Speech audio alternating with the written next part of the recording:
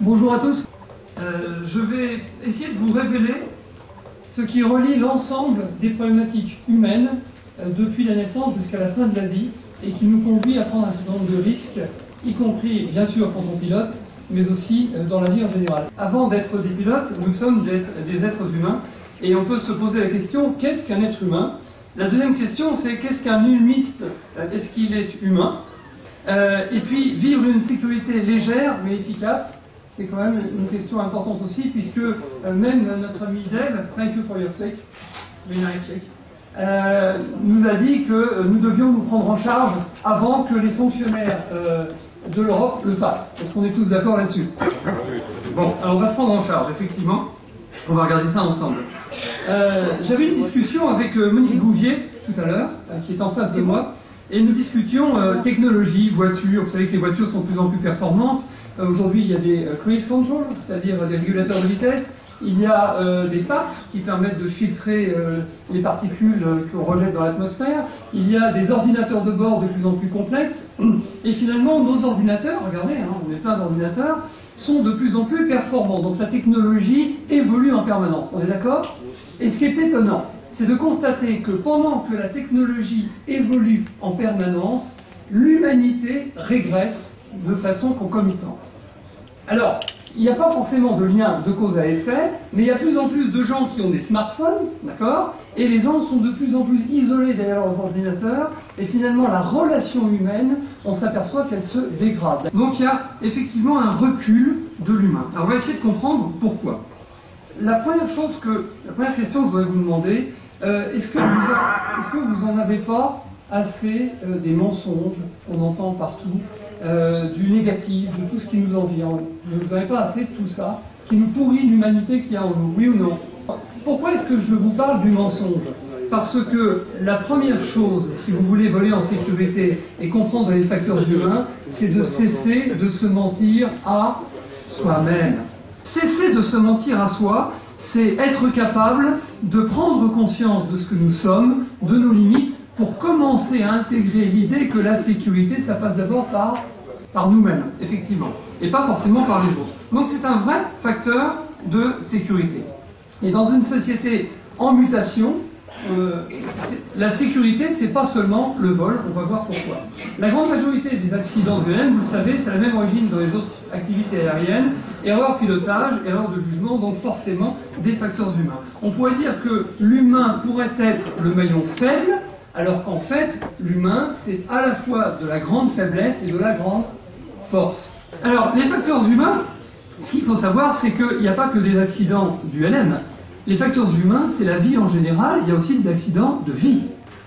Il y a des gens qui ont des maladies et qui décèdent, on en a parlé hélas tout à l'heure, il y a des gens qui ont des accidents du LM, effectivement, qui décèdent, il y a des gens qui décèdent prématurément, et ça, des accidents de vie, de la mort prématurée, de la séparation, on peut effectivement agir sur ces facteurs si on a une certaine qualité de confiance. Un humiste, il est composé de biologie, facteurs biologiques et psychologiques, et ensuite psychosociologiques, d'accord? Donc, c'est effectivement un être humain, et on s'aperçoit qu'au niveau de sa biologie, ce qu'il mange, ce qu'il boit, la façon dont il dort, la façon dont il bouge, la façon dont il prend ou ne prend pas des médicaments, peut influer sur la qualité de son pilotage. Est-ce qu'on est d'accord? Mais ça peut influer aussi sur quoi? Mais sur sa vie en général. Et oui, sur sa vie en général, pas uniquement sur la qualité de son pilotage. C'est-à-dire quand un humiste est redescendu au sol, c'est toujours un être humain, d'accord? Et cet être humain peut avoir des accidents de vie parce qu'il ne fait pas suffisamment attention à un certain nombre de paramètres. Suis-je clair? Penser au niveau psychologique, stresser, le moral, ne pas avoir le moral, avoir confiance en soi ou avoir confiance en d'autres, aimer, font partie justement d'un certain équilibre physiologique humain qui a des répercussions sur la psychologie et inversement. Et alors, pendant 10 ans, avec un groupe de chercheurs, nous nous sommes penchés sur cette grande question, qu'est-ce qui pourrait relier tous les comportements destructifs de l'être humain, depuis la naissance jusqu'à la fin de sa vie. Et nous avons découvert quelque chose. Ce quelque chose, je vous le livre aujourd'hui, en avant-première, s'appelle le mode opératoire négatif. C'est tout ce qui physiologiquement, au niveau du corps, psychologiquement, au niveau du moral, et relationnellement, c'est-à-dire sociologiquement, nous met en position de déséquilibre et de destruction. La majorité des pathologies actuelles pourraient être évitées, écoutez bien ce que je vous dis, parce que ça on peut le prouver, si on apprenait aux enfants à se gérer et avec des médecines qui permettraient de façon convergente de faire de la grande santé par la prise en charge de soi. Autrement dit, pour faire simple, on enseigne aux gosses le yoga, le tai chi, la sophro dès l'âge de 8 ans, et bien ça marche. Et ça donne des gens qui vont tendre vers l'équilibre.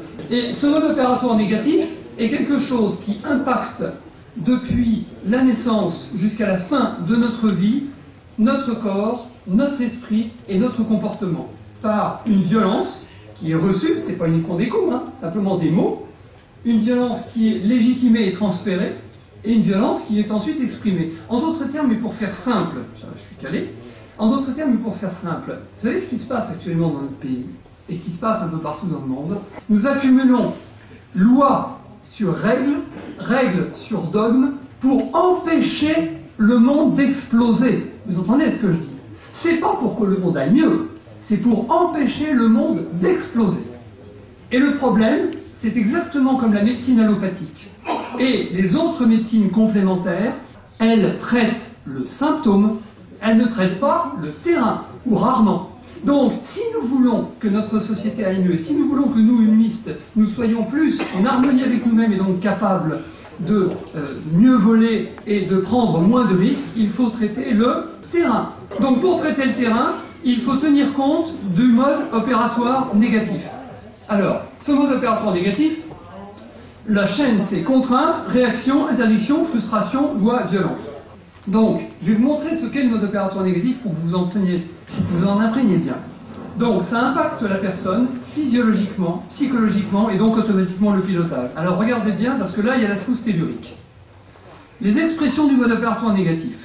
Pensée négative, primauté de la contradiction et de l'opposition, c'est très français, dénigrement, ségrégation, dispute, médisance, manque d'écoute, critique négative, les peurs, rumeurs, bien sûr, mépris, manque d'adaptation, rigorisme, jalousie, possession, égoïsme, susceptibilité, culpabilité, manque de confiance en soi, terrorisme de la relation, manipulation, volonté de domination, carriérisme, recherche du pouvoir, culture de la faute. Ça a une répercussion directe sur notre santé, donc hygiène de vie altérée, comportement addictif, qualité du sommeil, fatigue de fond, stress, carcan corporel, alimentation névrotique, maladie, dépression, accident et évidemment mort prématurée. Ça veut dire quoi concrètement? Ça veut dire que nous nous mettons en danger en permanence au lieu de tendre vers l'équilibre. Est-ce que vous comprenez ce que je suis en train de dire? C'est quand même pas rien. Ça veut dire qu'un gosse, un gamin qui naît, il devrait normalement naître dans un environnement qui lui permet d'évoluer positivement, d'activer sa curiosité, on est bien d'accord, d'activer son intelligence, sa mémorisation, d'activer sa capacité citoyenne et d'être en relation positive avec les autres. On est bien d'accord, c'est bien ça, en tant qu'être humain, si nous sommes des êtres humains, qu'on devrait développer. Eh bien, c'est le contraire. On fait tout ce qu'il faut dans cette société. Notre groupe de recherche a inventé un néologisme, c'est une société anxiopathogène. Et ça pose des vrais problèmes, parce qu'une société anxiopathogène est une société qui détruit les êtres humains et non pas qui favorise leur équilibre et leur constance humaine. Ça, c'est quand même très important. Pourquoi? Parce qu'en tant que pilote, quand vous montez dans un ULM, vous montez chargé avec le mode opératoire négatif. Et si vous ne travaillez pas sur ce mode opératoire négatif, au niveau du fond, au niveau du terrain, le risque, il est de toute façon très, très important d'être distancié par un certain nombre de choses et donc de ne pas voir ce qu'il faut voir. En d'autres termes, il faudrait être maître de soi-même, conscient de soi, pour pouvoir piloter avec le plus de sécurité possible. Et voilà ce que nous avons travaillé pendant 5 ans, la gestion de soi qui est l'antidote au mode opératoire négatif. Premièrement, prendre conscience de soi. La gestion de soi, c'est prendre conscience de soi. Or, très souvent, la plupart des gens n'ont pas appris, les enfants n'ont pas appris la gestion de soi. Ils ont appris quoi? Manger, lire, écrire, parler, faire du vélo, etc. Ils n'ont pas appris à respirer. Ils n'ont pas appris la conscience de leur posture.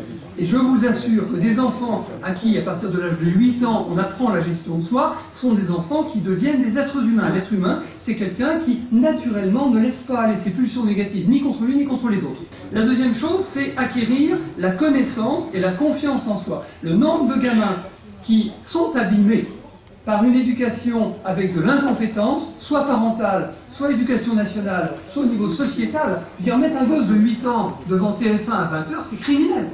Pourquoi? Parce que l'inconscient de l'enfant absorbe des informations qu'il n'est pas capable de traiter avec recul. Est-ce que vous me comprenez? Et ça, c'est très important. La troisième chose, c'est enfin utiliser la compétence de soi. Alors, la compétence de soi, c'est la base pour construire les autres compétences. Concrètement, si on fait de la gestion de soi, qu'est-ce qu'on peut faire? Et ça sera ma presque conclusion. Je vous propose un petit truc tout simple que j'ai appelé check secure, parce qu'il faut être très concret, très pragmatique. Suis-je en état de piloter? Alors, d'abord, est-ce que je dors bien? Est-ce que j'ai dormi correctement avant de prendre le manche, la barre, j'en passe, c'est les meilleurs? Pourquoi? Parce que si j'ai mal dormi, je vais, au niveau énergétique, baisser, et si j'ai un gros stresseur en vol, je vais tirer sur ma réserve et je vais être empty. Pas full, empty, ok? Nourriture, qu'est-ce que j'ai mangé? Je veux dire, les gens n'apprennent pas à manger. Il ne s'agit pas seulement de manger 5 fruits et légumes par jour, il s'agit de manger ce qui nous convient. Il y a des gens qui savent expliquer ce qui convient à chaque être humain. Et c'est important, non pas de faire la louche, mais pas pour maigrir ou pour être plus beau, simplement pour être en forme. Alcool, évidemment, médicaments, douleurs et les incapacités possibles. Et enfin, au niveau psychologie, c'est exactement la même chose. Parce que le sommeil, la nourriture, l'alcool, les médicaments et l'incapacité impactent la psychologie et la physiologie. Et la dernière question, c'est pourquoi ce vol? Réellement, est-ce qu'il faut que je vole? Parce que s'il faut que je vole, c'est pas forcément une bonne chose. Si j'ai envie de voler, c'est tout à fait différent. D'accord? Sécurité légère mais efficace, calcul d'un ratio valeur-effort, il suffit que vous listiez ça. À gauche, ma vie, mes proches, ma santé, ce que je veux faire, mon plaisir, les incidences, mes compétences. À droite, ce que ça me coûte. À gauche, ce que ça m'apporte. À droite, ce que ça me coûte. Prévol systématique. Check sécure personnel, c'est la prévol de soi, finalement. Ma formation permanente. Prise de météo. Entretien faible de l'appareil. Écoute et partage d'expérience. Et on accorde une valeur, en fait, à chaque item, de 0 à 5. Et vous faites le total à gauche et le total à droite. Et vous apercevrez qu'à droite, finalement, c'est pas si lourd que ça. C'est pas si lourd que ça de partir en quiétude. D'accord? Enfin, en termes de conclusion, y a-t-il un modèle ULMIS pour une société dans laquelle nous sommes en mutation actuellement? Eh bien moi, je dis que oui. Parce que, comme le dit Aristote, lorsqu'un homme pense à son passé, il baisse les yeux vers la terre, mais lorsqu'il songe à son futur, il lève les yeux vers le ciel. Ça veut donc dire que nous, pilotes, nous, montants l'air, nous avons une capacité personnelle d'abstraction d'un certain nombre de choses, de travail sur nous en modestie, en humilité, parce que nous avons notre vie entre nos mains, et que nous avons la vie de nos passagers entre nos mains, et qu'à ce titre, nous devrions être des modèles d'équilibre, des modèles de qualité et des modèles d'êtres humains. Merci de votre attention.